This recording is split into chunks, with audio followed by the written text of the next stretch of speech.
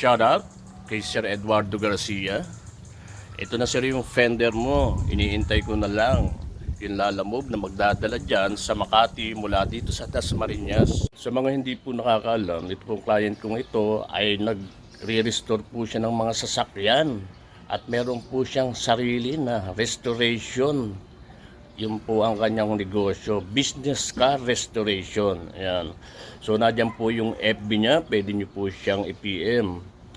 Ayan, dalubhasa po siya sa mga pagre-restore ng mga sasakyan, bago man o luma. Yun lang po, sana makatulong. Ayan po muna tayo habang iniintay pa natin si Kuya Lalamove. Sir, ito na, dala na ni Sir Egmedio Garonya. Ayan, ayan ang fender mo. Add ka na lang daw ng ano, magkano nung 35 na tolpi? 35. Okay, kayang-kaya niya, mayaman yan eh. Ingat ka, Kuya Lalamove. Sana makarating ka ng maayos. Alam niyo yan, si Kuya Lalamove dati naka-motor lang yan, ngayon naka-4-wheel na.